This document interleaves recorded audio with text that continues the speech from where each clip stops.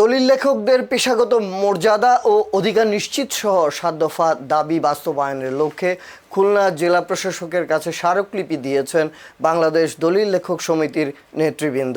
মঙ্গলবার ১৮ আগস্ট খুলনা জেলা প্রশাসকের কার্যালয়ে জেলা প্রশাসকের পক্ষে অতিরিক্ত জেলা প্রশাসক কানিজ ফাতেমা লিজার কাছে স্মারকলিপি দেন দলিল লেখক সমিতির নেতৃবৃন্দ। এ সময় খুলনা সদর সহ জেলার 10টি সাব রেজিস্ট্রি অফিসের দলিল লেখকরা উপস্থিত ছিলেন।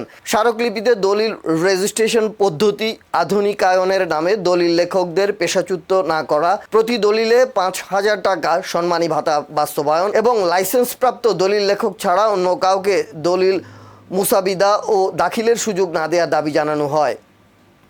এছাড়া অনভিজ্ঞদের দলিল লেখার লাইসেন্স প্রদান বন্ধ, দলিল লেখকদের জন্য সরকারি খরচে বসার ও নামাজের স্থান নির্মাণ, পেশাগত দায়িত্ব পালনের কারণে দলিল লেখকদের আসামি না করা এবং দলিল লেখক কাউন্সিল গঠনের অনুমতি দেওয়ার দাবি রয়েছে।